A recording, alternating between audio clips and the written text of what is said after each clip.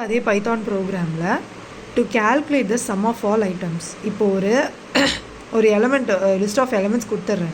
அதில் இருக்க எல்லா எலமெண்ட்ஸையும் எனக்கு சம் பண்ணி கொடு அப்படின்ற மாதிரி நான் ப்ரோக்ராம் கிட்டே கேட்குறேன். அதுதான் இப்போ இந்த ப்ரோக்ராமோட இது. So definition of return sum மைடிக்ட்.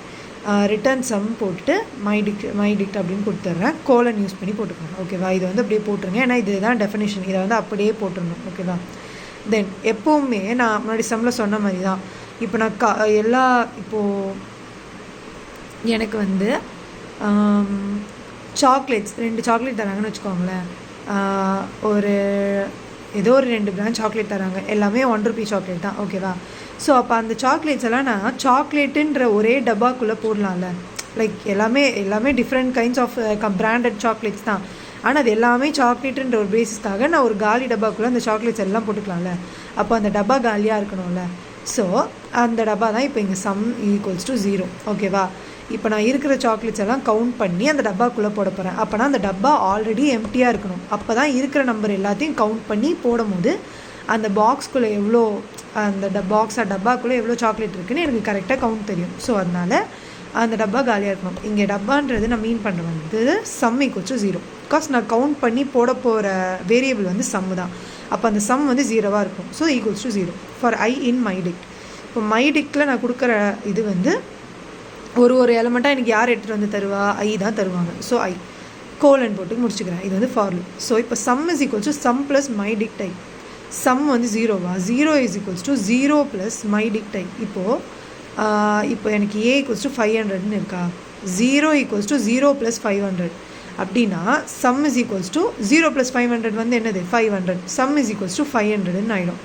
Next ஸ்டெப்பில் ஃபார் ஐ இன் மைடிக்ட் இங்கே நெக்ஸ்ட்டு 200ன்னு இருக்கா? இங்கே ஆல்ரெடி நம்மளுக்கு 500 இருக்குது. So 500 is equals to 500 plus 200னா 500 ப்ளஸ் 200 என்ன ஆகிடும்? 700. சம் 500லேருந்து 700ஆக இன்க்ரீஸ் ஆகிடும். ஓகேவா? இப்போ சம் 700ஆக இருக்குது.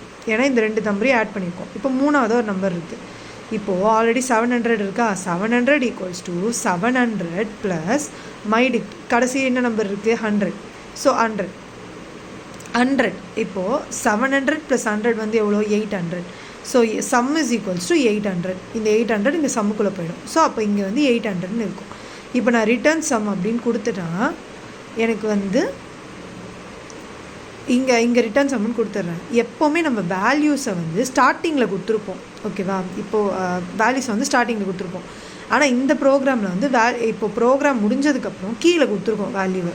அதனால தான் இங்கே வேல்யூஸாக அது இப்படி எடுத்துக்குது.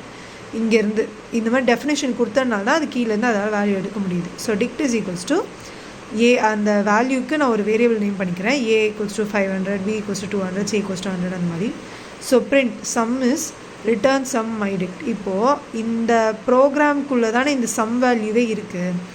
ஸோ ரிட்டர்ன் சம் மைடிக்ட்னா அது இப்போ என்னோடய சம் வேல்யூ என்னவோ அப்படி அந்த ப்ரோக்ராம் எனக்கு அந்த சம் வேல்யூவை ரிட்டர்ன் பண்ணும். இப்போ சம் வேல்யூ கடைசியாக எனக்கு எவ்வளோ இருந்தது? 800. So some is equals to 800 அப்படின்றதே எனக்கு ரிட்டர்ன் பண்ணும். இவ்வளோ தான் இந்த ப்ரோக்ராம்.